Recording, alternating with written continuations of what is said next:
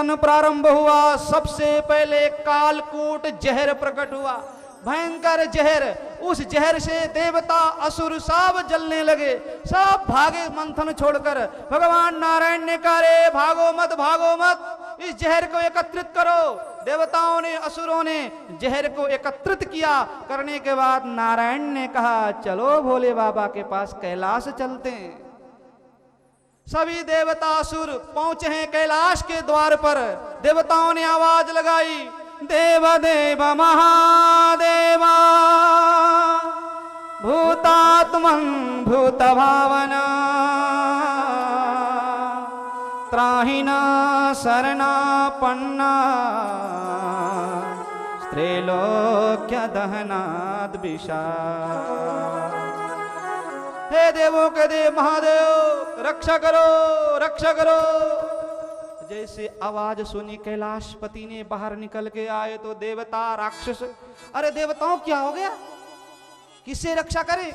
देवताओं ने आगे रख दिया जहर, इससे रक्षा करो। भोले बाबा ने सोचा, देखो कैसे हैं ये, विष लेकर आए, किसी के घर में अगर जहर लेकर जाओ तो कितना बुरा लगेगा। और ये तो भोले बाबा है, इनको तो कुछ भी दे दो, चाहे एक लोटा पानी चढ़ाओ, चाहे दूध चढ़ाओ। देवता तो जहर चढ़ाने पहुंच गए, राक्षस देवता। भोले बाबा रक्षा करो, रक्षा करो। भोले बाबा मुस्कुराए, अच्छा इससे रक्षा करे? हाँ भोलेनाथ, ये जहर त्रिलोकी को विनाश कर रहा है, इससे हमारी रक्षा करो।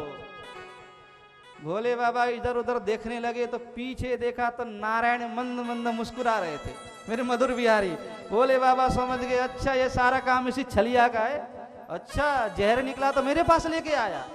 अब भोले बाबा मुस्कुराने लगे।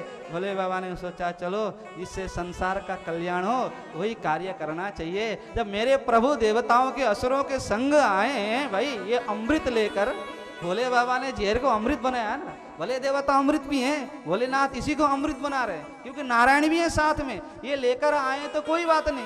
भोले बाबा ने हाथ आगे किया, लाओ। ततकर तली कृत्या व्यापी हालाहलम विषम अवक्षयन महादेव कृपया भूत भावना। अंजलि को आगे बढ़ाया, जहर डाल दिया उसमें।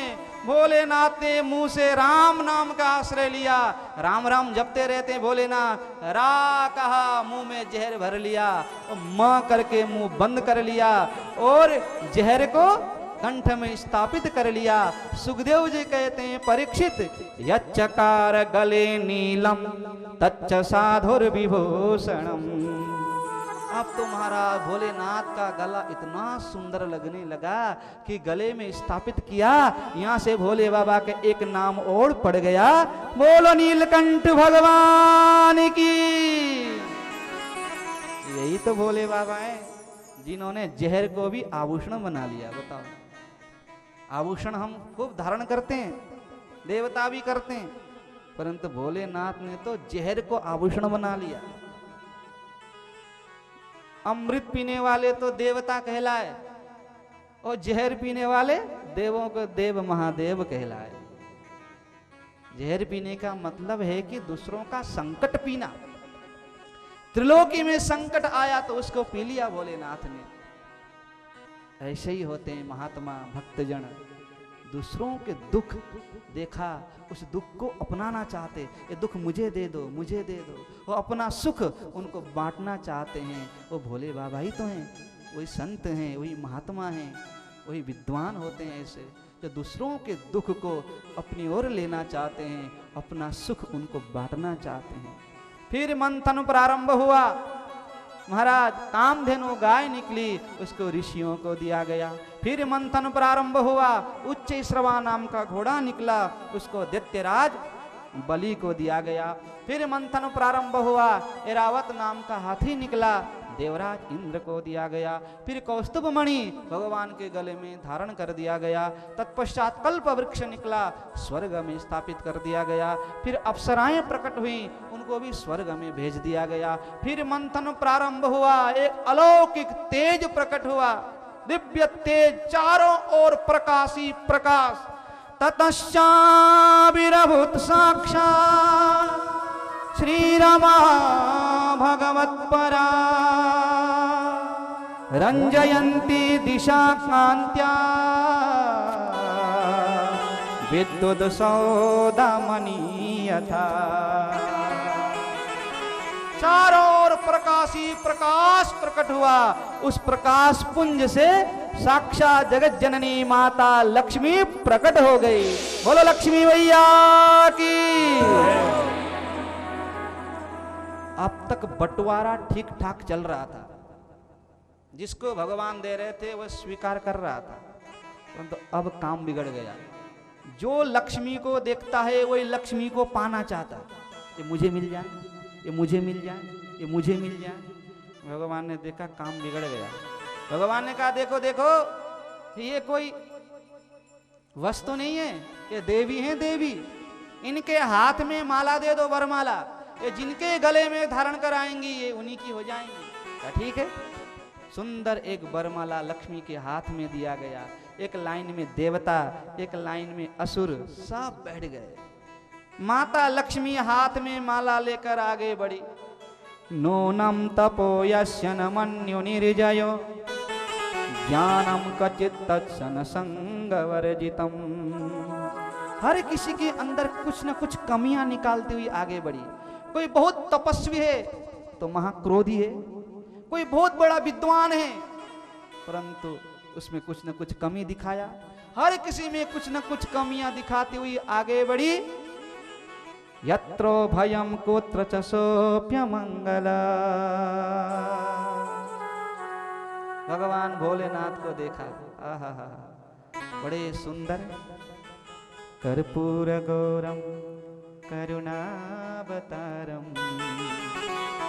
कपूर के समान गोरे हैं भगवान शंकर। वो तो फोटो में कई लोग इतने काले काले बना देते हैं, और कई तो दाढ़ी उड़ी भी पे लगा देते हैं। और बड़े सुंदर बड़े प्यारे भोलेनाथ को देखा, आहा बड़े सुंदर तो हैं, बड़े भोले भाले तो हैं, परंतु भेष तो बड़ा ही अमंगल है। सांप लटक रहे हैं, बिच्छू लटक रहे हैं, ना ना ना, इनके साथ ठीक नहीं है शादी करना। आगे बढ़ी। सुमंगला कशन कांक्षते हिमा। भगवान नारायण को देखा तो बड़े सुंदर मंद मंद मुस्कुराते हुए खड़े हैं। सब कुछ ठीक लगा नारायण का देखकर, नारायण को देखकर लक्ष्मी जी को, परंतु नारायण में भी एक कमी है। लक्ष्मी जी कहती हैं क्या कमी है? कहते सब लोग तो मुझे पाने के लिए टुकड़ू टुकड़ू देख रहे हैं, वो एक ऐसे महात्मा है कि एक बार भी मेरी ओर नहीं देखा। बताओ। लक्ष्मी जी ने सोचा चलो ये भी दुर्गुण नहीं है, ये भी सद्गुणी है। तुरंत गई और नारायण के गले में माला धारण करवा दी।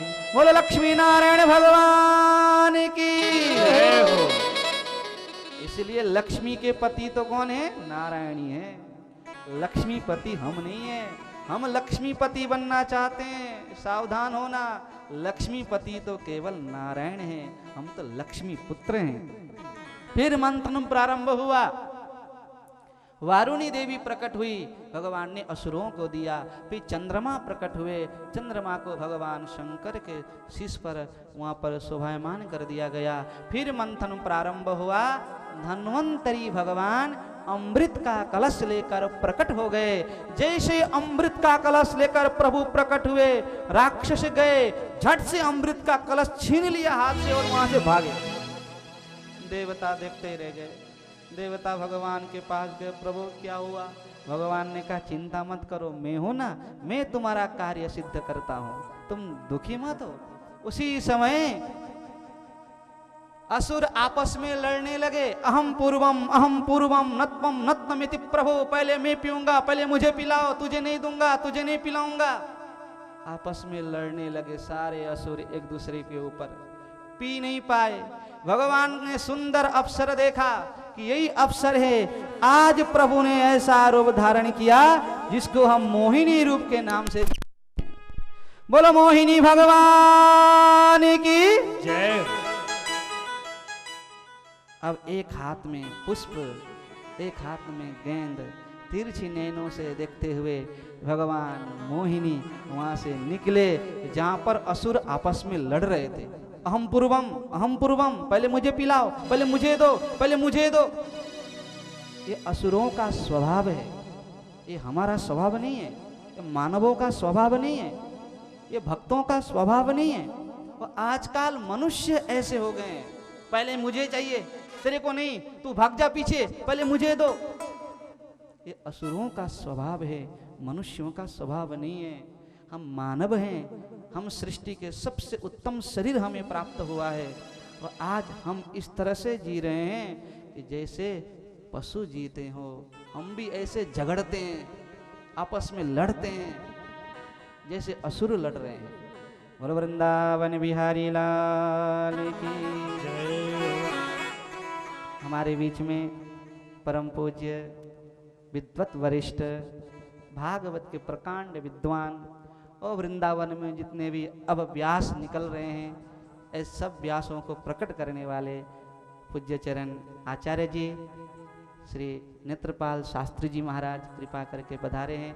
उनके श्री चरणों में मेरा कोटि कोटि नमन वंदन। इन विद्वानों के सामने बोलना बड़ा कठिन होता है, आप सबको पता है। वो बाहर जाके कथा करनी कोई बड़ी बात नहीं है। वो कहते हैं ना विद्वान, बोले तो वृंदावन में एक शब्द बोलना भी बहुत कठिन है। बाहर जाओ दिल्ली, बम्बई, पंजाब, चंडीगढ़, वहाँ क्या पता श्लोक को किधर से किधर गाओ, उनको क्या आता है। परंतु यहाँ तो सारे विद्यार्थी है, इतने बड़े बड़े आचार्य, बड़े विद्वान हैं ये, इनको एक एक शब्दों का ज्ञान है। इसलिए मैं इनसे पहले क्षमा मांग लेता हूँ कि गलती उलती हो तो अपना बालक समझकर तो माफ करना। बोले वृंदावन बिहारी लाल की जय। आपस में झगड़े कर रहे थे कि वहीं पर मोहिनी भगवान पहुंचे। मोहिनी भगवान को एक असुर ने देखा, अहो रूपम अहो धाम अहो आश्यानवंबया। देखो देखो देखो, इतनी सुंदर देवी जा रही है, इतने सुंदर भगवान ने अद्भुत रूप बनाया था, बहुत सुंदर जा रही, देखो देखो। देखा, सब असुर भगवान को देखकर लट्टू हो गए। एक असुर ने हिम्मत करके पूछ लिया, का त्वं कंजपला साक्षी कुतो वा किंचिकीर्षसि। अरे ओ कमल नैनी, कहाँ जा रही हो, कहाँ से आ रही हो, अकेली अकेली कहाँ जा रही हो। भगवान ने और मुस्कुरा दिया, और लट्टू हो गए। असुरों ने कहा, है देवी, वयम कश्यप दायादा भ्रातरा कृत पौरुषाः। हम कश्यप ऋषि के संतान हैं, हमने बहुत परिश्रम किया, वो परिश्रम के बदले में हमें अमृत प्राप्त हुआ है, परंतु इस अमृत को हम बांटकर पी नहीं पा रहे हैं, इसलिए इस अमृत को तुम पिलाओ ना। भगवान ने सोचा काम बन रहा है धीरे धीरे।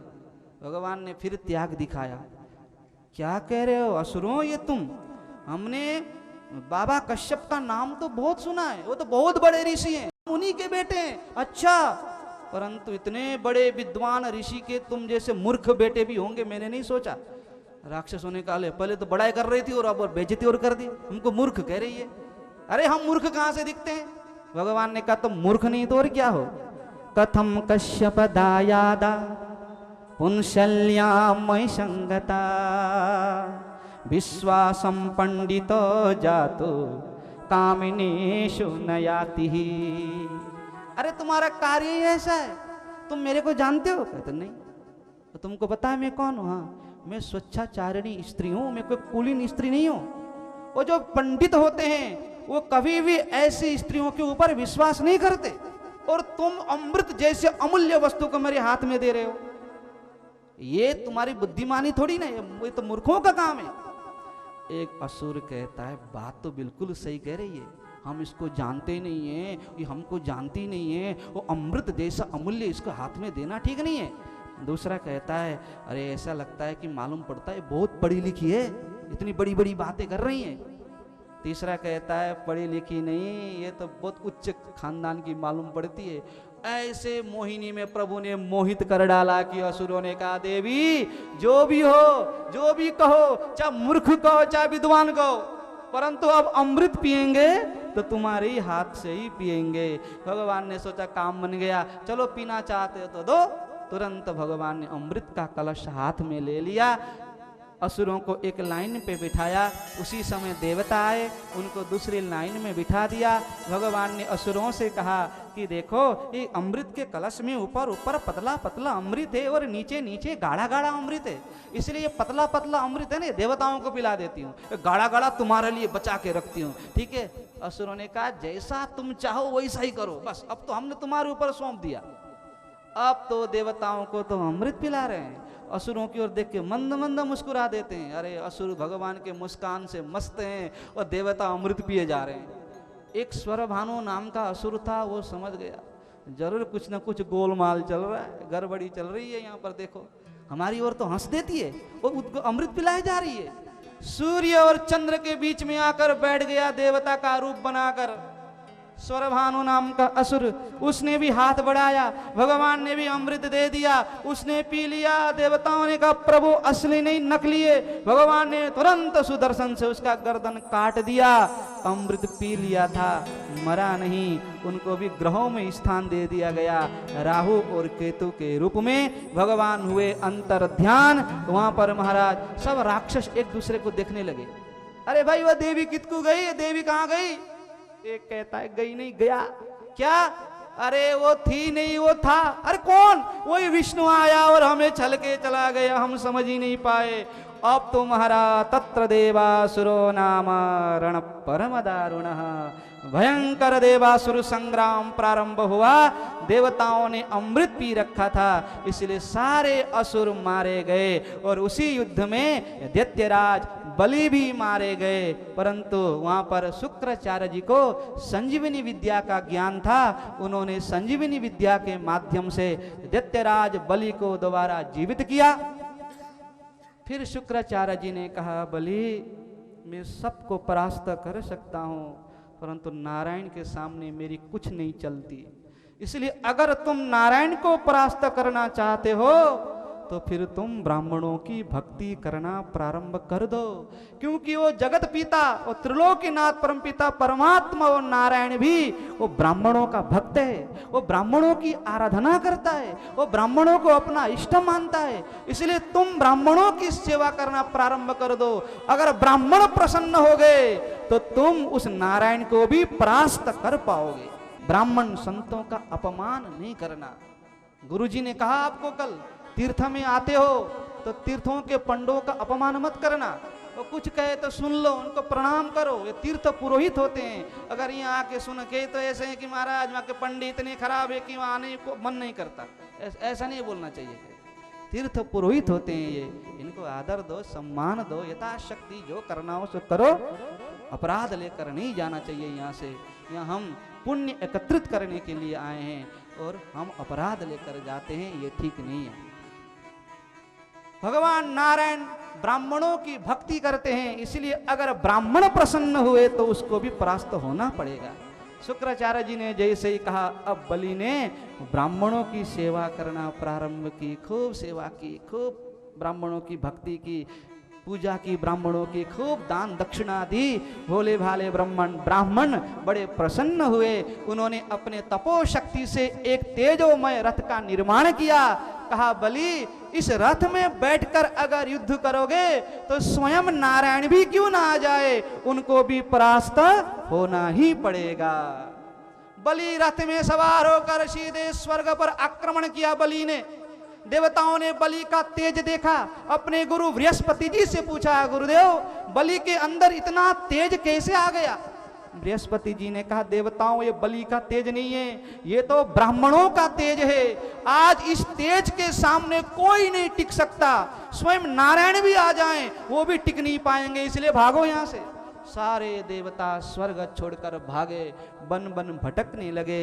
इधर महाराज देवताओं की माता अदिति आज अपने पति कश्यप के पास पहुंची। कश्यप जी से प्रार्थना की, स्वामी मेरे पुत्र बन बन भटक रहे हैं, कृपा करो। कश्यप जी ने कहा, देवी तुम पयोव्रत नाम का व्रत का उपदेश पालन करो, अनुष्ठान करो पयोव्रत व्रत का, जिससे भगवान तुम्हारे गर्भ से प्रकट होंगे। फिर वो सारा वैभव, वो सारा ऐश्वर्य तुम्हारे पुत्रों को दोबारा प्राप्त होगा। फाल्गुन श्यामले पक्षे द्वादशाहम पयोव्रत। फाल्गुन के शुक्ल पक्ष में 12 दिन तक केवल दूध पीकर इस व्रत का पालन किया जाता है। माता अदिति ने उस व्रत का पालन किया। अब वो सुंदर समय आया जिस समय के सबको प्रतीक्षा थी। श्रावण सुंदर भाद्रव का महीना, भादव का महीना आया, अभिजीत मुहूर्त आया, द्वादशी तिथि आई महाराज, जिसको आज भी हम सब विजया द्वादशी के नाम से जानते हैं। ठीक मध्य 12 बजे माता अदिति के गर्भ से भगवान वामन प्रकट हो गए। बोलो वामन भगवान की। तं वटुं वामनं दृष्ट्वा मोदमाना महर्षया कर्माणि कारयामासु पुरस्कृत्य प्रजापति। बड़ा सुंदर रूप, बटु रूप में, बौने रूप में प्रभु प्रकट हुए हैं। आज ऋषि बड़े प्रसन्न हैं क्योंकि ऋषि कुल में प्रभु का प्राकट्य हुआ है। जात कर्म संस्कार किया, बड़े प्रसन्न हुए। आज सारे देवी देवता ऋषि मुनि वहीं पर अब भगवान का यज्ञ पवित्र संस्कार देवगुरु बृहस्पति जी ने किया। उसी समय वामन भगवान भिक्षाटन करके जो जो कुछ मिला वो लाकर बृहस्पति जी के चरणों में अर्पित किया। बृहस्पति जी ने कहा, वामन जी मुझे तो त्रिलोकी की संपत्ति चाहिए। वामन भगवान ने कहा, मैं कहाँ से लाऊं? उसी समय देवगुरु बृहस्पति जी ने कहा कि त्रिलोकी के मालिक तो इस समय बलि जी महाराज है, इसलिए जाओ उनसे मांग कर ले आओ। बलि जी महाराज नर्मदा नदी के तट पे यज्ञ उन्होंने प्रारंभ कर दिया। यज्ञ कर रहे थे क्योंकि देवराज इंद्र वही बनता है जो 100 अश्वमेध यज्ञ करता है, शतक्रतु। अब वो अपना बहुमत सिद्ध करने के लिए यज्ञ में भाग लेकर खूब यज्ञ कर रहे थे। आज उसी समय भगवान वामन निकल पड़े बलि की यज्ञशाला की ओर। जैसे दूर से बलि ने देखा कि एक तेजोमय ब्राह्मण मानो साक्षात आज भगवान सूर्य मूर्तिमंत होकर यज्ञशाला की ओर आ रहे हो, बलि ने दूर से देखा इतना तेजस्वी ब्राह्मण। अपने ऋत्विज ब्राह्मणों को लेकर यज्ञशाला के बाहर निकले स्वागत करने के लिए। जैसे भगवान वामन के पास पहुंचे, बलि जी ने कहा, प्रभु स्वागतम ते नमस्तुभ्यं ब्रह्मन् किम करवामते ब्रह्म ऋषीणां तपः साक्षात् मन्ये त्वार्यवपुर्धरम्। स्वागत है आपका प्रभु, स्वागत है आपका, नमस्कार करता हूं मैं आपको। हे प्रभु आपका आगमन कैसे हुआ? ऐसे लगता है आज तो ब्रह्म ऋषियों का वो ब्रह्म तेज, वो तपोमय तेज मूर्तिमंत होकर आज मुझे कृतार्थ करने के लिए आज मेरी यज्ञशाला में आया है। प्रणाम किया, चरण प्रक्षालन किया, पूजन किया।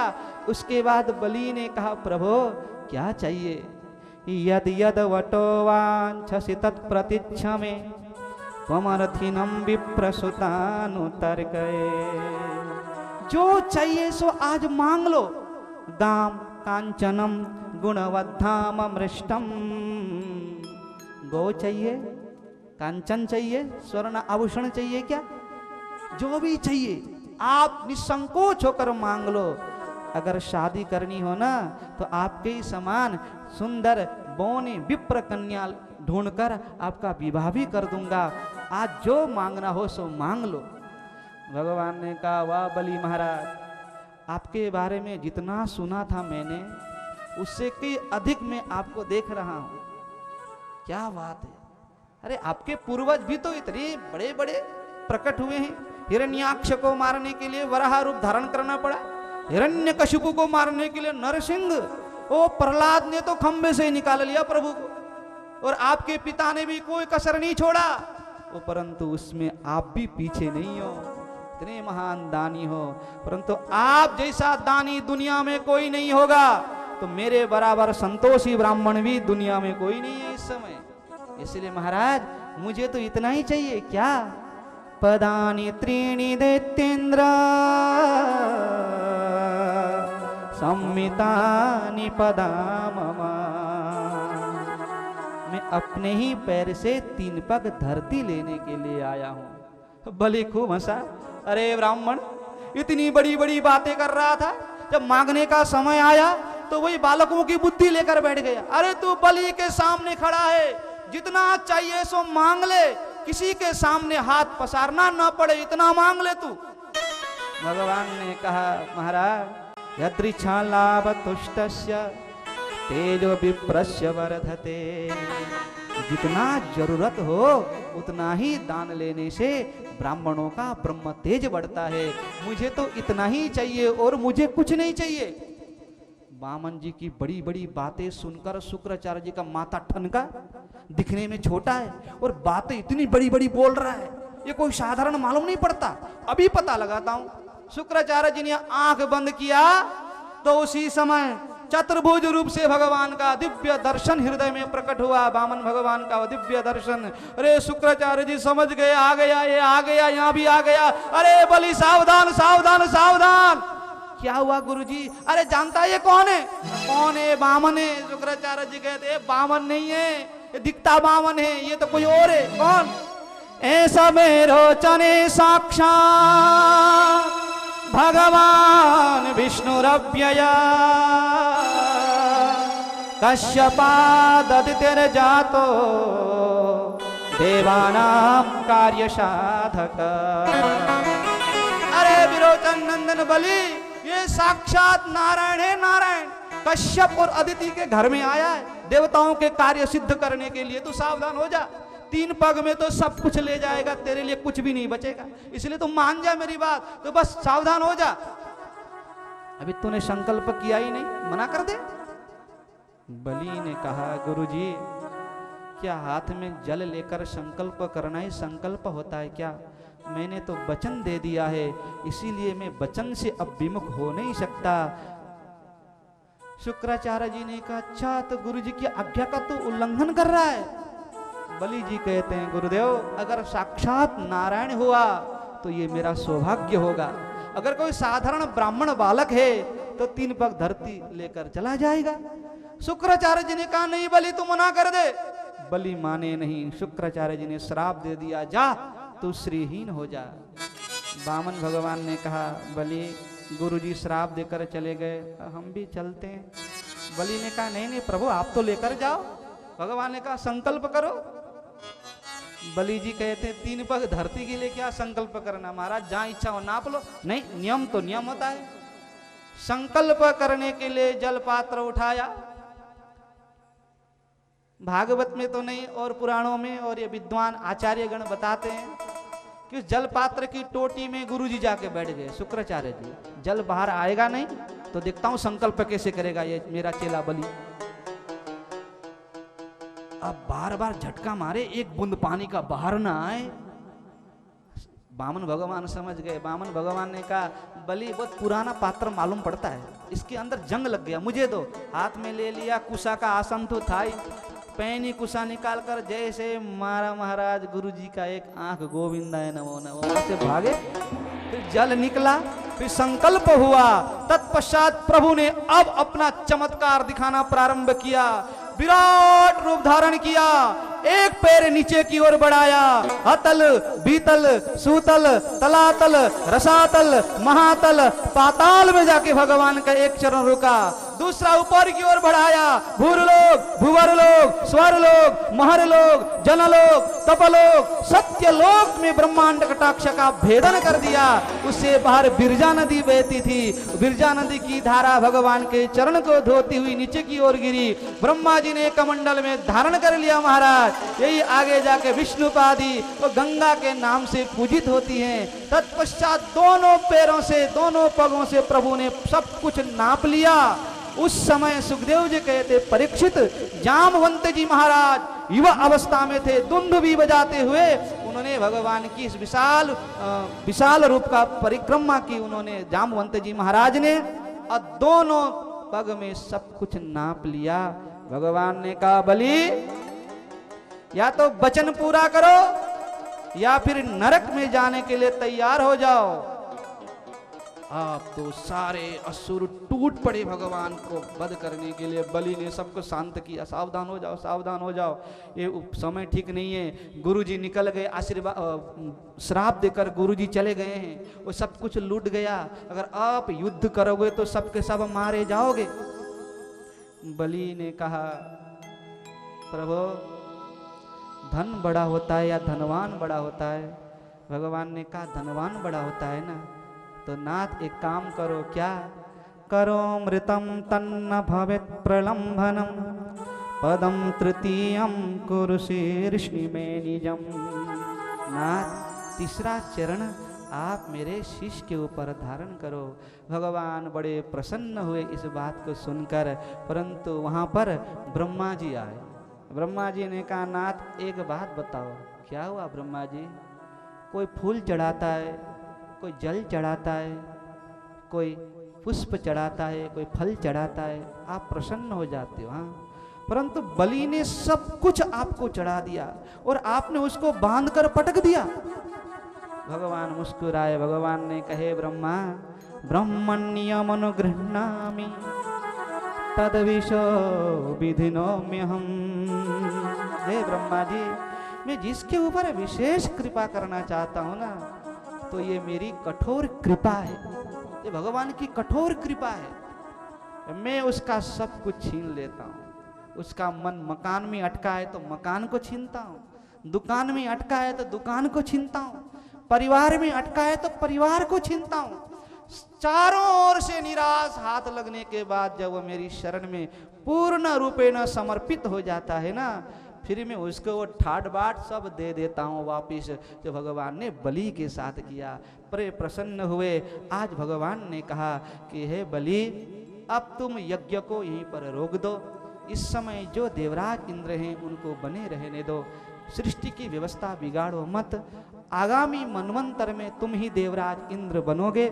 तुम सुतल लोक में जाओ, सुतल लोक में वास करो। जितना वैभव स्वर्ग में है उससे भी कई अधिक तुमको वहां पर प्राप्त होगा। इसलिए बलि अब वरदान मांगो, तुम्हें क्या वरदान चाहिए?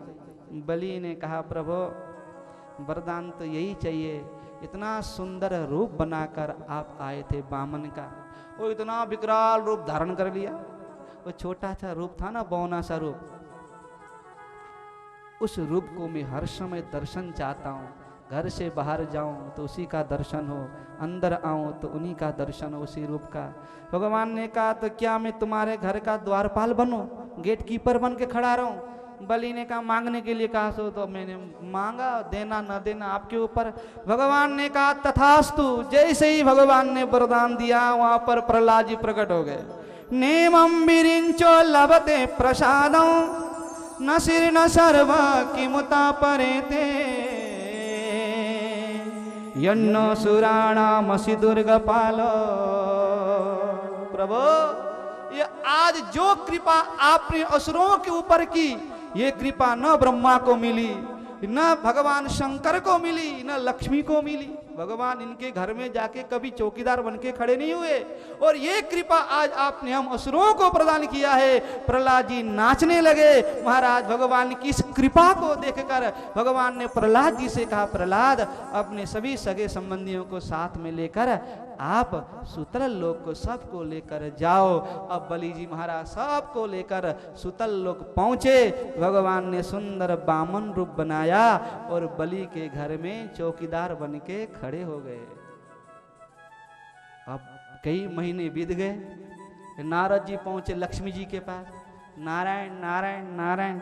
माता, हाँ नारद जी, प्रभु कहाँ है?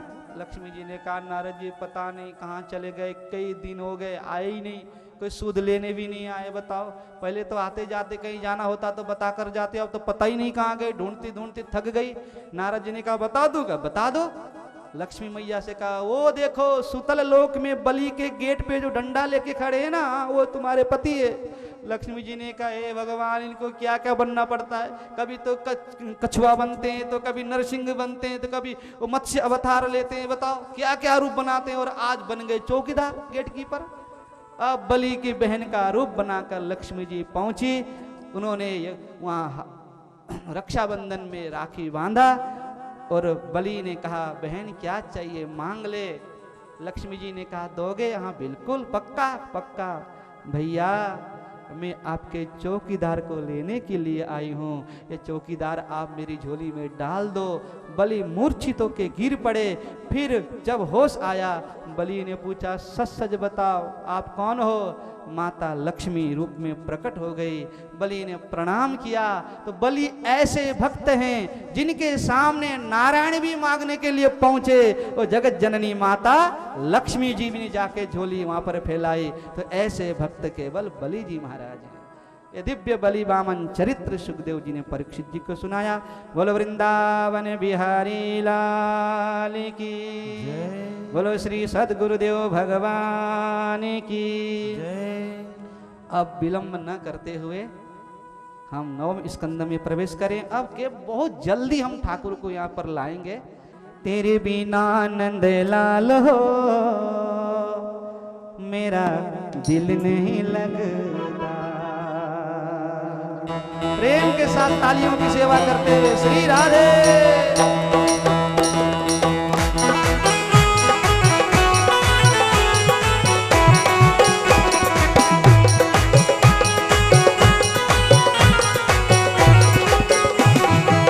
तेरे बिना नंद लाल हो साडा दिल नहीं लगदा। तेरे बिना नंद लाल हो साडा दिल नहीं लगदा। दिल नहीं लगदा दिल नहीं लगदा। दिल नहीं लगदा दिल नहीं लगदा। दिल नहीं लगदा दिल नहीं लगदा। दिल नहीं लगदा दिल नहीं लगदा। आजा आजा आजा मदन गोपाल हो साडा दिल नहीं लगदा। आजा मदन गोपाल हो साडा दिल नहीं लगदा। तेरे बिना नंद लाल हो साडा दिल नहीं लगदा। तेरे बिना नंद लाल हो साडा दिल नहीं लगदा।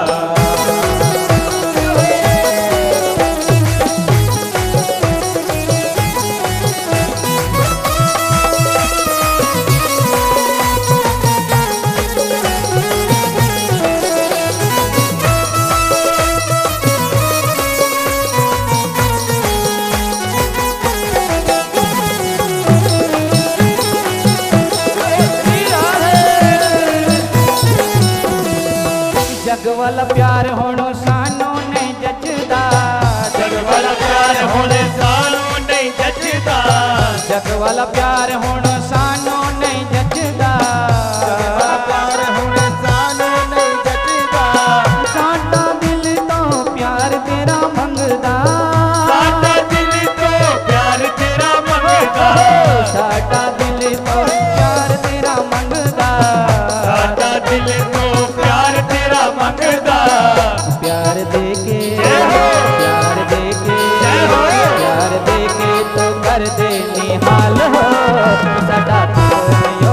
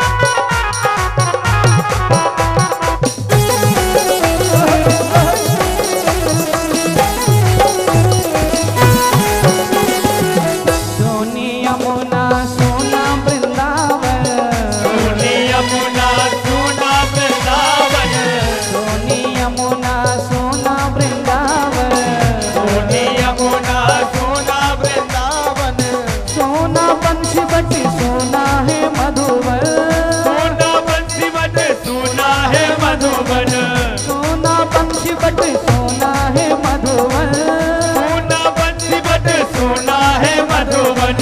सोने सोने सोने सभी ब्रजबाल सदा दिल नयो लगता, सोने सब ब्रजबाल हो सदा दिल नयो लगता, दिल नयो लगता हो नयो नयो लगता, दिल नयो लगता हो नयो नयो लगता, दिल नयो लगता, दिल नयो लगता, दिल नयो लगता, दिल नयो लगता। बदन गोपाल सदा दिल नयो लगता, तेरे बिना गोपाल हो सदा दिल नयो लगता।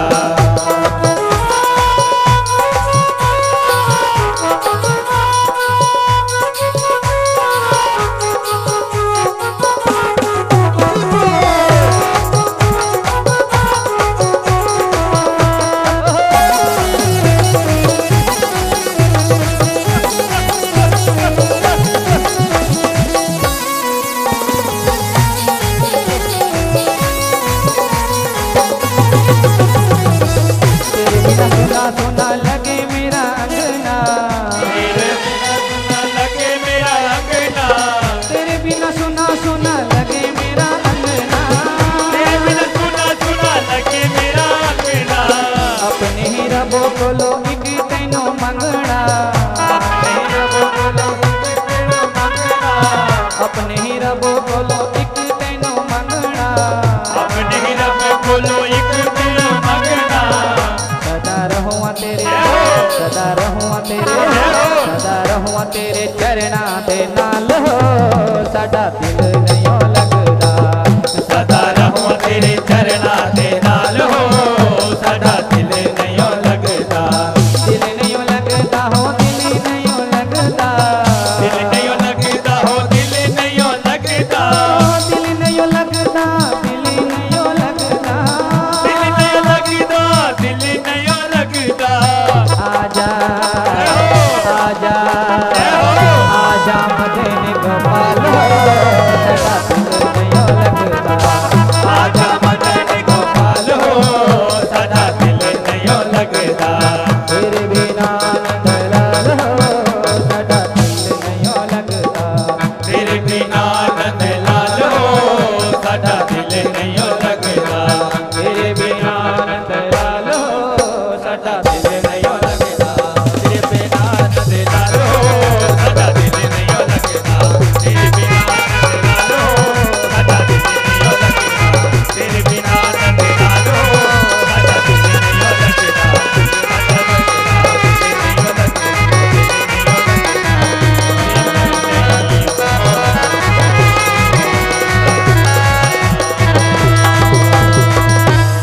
बोलो वृंदावन बिहारी लाल की जय हो। अथात श्रूयताम राजन वंश सोमस्य पावना। हे राजन, अब मैं तुम्हें चंद्र वंश सुनाने जा रहा हूं। अत्यंत ही पावन वंश है ये। नारायण के नाभि कमल से ब्रह्मा, ब्रह्मा के पुत्र हुए अत्रि मुनि, अत्रि के घर में आए चंद्रमा, चंद्रमा के हुए बुध, बुध के हुए पुरुरवा, आगे अनेकों इसी वंश में प्रतापी राजा हुए हैं। इन्हीं प्रतापी वंश में महाराज नहुस हुए, नहुस के 6 बेटे हुए, यति, ययाति, शरियाति आदि। इन्हीं वंश में ययाति के यदु, पुरु आदि हुए। पुरु वंश में दुष्यंत हुए, दुष्यंत के पुत्र भरत हुए हैं। भरत के ही वंश में रंतिदेव नाम के राजा हुए हैं। बड़ा ही पावन चरित्र है इनका भी। इसी प्रतापी वंश में महाराज परीक्षित का भी प्राकट्य हुआ है। ये भी पुरुवंशी है। यदुवंश में महाराज अजमीढ़ हुए हैं, अजमीढ़ के देवमीढ़ हुए हैं, देवमीढ़ के सुरसेन हुए हैं, सुरसेन के वसुदेव जी हुए हैं, और वसुदेव जी के सबसे छोटी रानी देवकी के गर्भ से भगवान श्री कृष्ण का प्राकट्य हुआ है।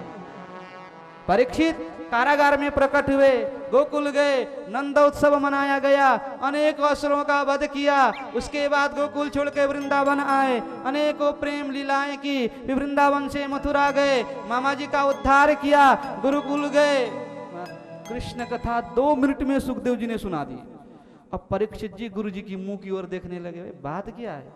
आज तक तो जो कथाएं सुनाई उनको तो विस्तार से सुनाया, जिनकी कथा सुनने के लिए मैं यहाँ पर बैठा हूं उनकी कथा तो 2 मिनट में गा गए। परीक्षित जी ने कहा, गुरुदेव कथितो वंश विस्तारो भवता सोम सूर्ययो राज्ञां चोभयवंश्याना चरितम परमाद्भुतम।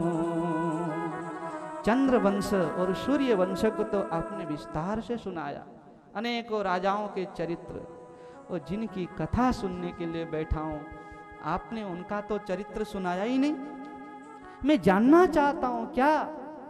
पितामहा में समरे मरंजये देवव्रताद्या तीरथैस्तिमिंगले दुरत्ययं कौरवसैन्यसागरं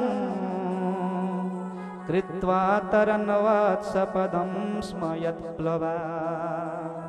मैं अपने जो पितामह हैं पांडव, हमने सुना है कि उन्होंने महाभारत जैसे युद्ध को भी गौ माता के खुर के समान पार कर लिया था, उन्हीं गोविंद की कृपा से। कौरव रूपी सैन्य सागर, जिस सागर में बड़े बड़े तिमिंगल मछली की तरह पितामह भीष्म, द्रोणाचार्य, कृपाचार्य बड़े बड़े योद्धा थे, इतना बड़ा कौरव सागर, सैन्य सागर को भी हमारे पितामहों ने गौ माता के खुर के समान पार कर लिया था उनकी कृपा से। मैं उनके पावन चरित्र को सुनना चाहता हूं। सुखदेव जी ने कहा, यह संबंध तो तुम्हारे पितामहों का है, तुम्हारा क्या रिश्ता है, तुम अपना बताओ। परीक्षित जी कहते हैं, गुरुदेव मेरा रिश्ता तो धरती में आने से पहले से ही है। कब से? कहा, द्रोण्यस्त्र विप्लुष्टमिदं मदंगम संतान बीजं कुरु पांडवाना जुगोपकुक्षिम गत आत्मचक्रो मातुष्यमेय शरणं गताया। हे गुरुदेव, मैं जिस समय गर्भवास में था उसी समय उनकी कृपा मुझे मिल गई थी। द्रोणाचार्य का पुत्र अश्वत्थामा मुझे गर्भ में ही समाप्त करना चाहता था, उसने ब्रह्मास्त्र छोड़ा था, और इन्हीं गोविंद ने जाके गर्भ में मेरी रक्षा की। मैं उनके पावन चरित्र सुनना चाहता हूँ। सुखदेव जी ने कहा, परीक्षित आज 4 दिन हो गए, कुछ खा लो, कुछ पी लो, फिर कथा सुनते हैं। परीक्षित जी कहते, गुरुदेव नैषाति दुस्सहा क्षुन्मा त्यक्तोदमपि बाधते पिबन्तं त्वन्मुखाम्भोज च्युतं हरिकथामृतं। मुझे भूख नहीं लग रही है, मुझे प्यास भी नहीं लग रही है, क्योंकि आपके मुखारविंद से जो अमृत झर रहा है उस अमृत को पीते पीते मैं तृप्त हो रहा हूँ। मुझे तो कृष्ण कथा सुनाओ गुरुदेव। सुखदेव जी बड़े प्रसन्न हुए, राजन तुमने बड़ा ही सुंदर प्रश्न किया है, अब मैं तुम्हें वो दिव्य कथा सुनाने जा रहा हूँ, सावधान होकर सुनो। जिस समय पृथ्वी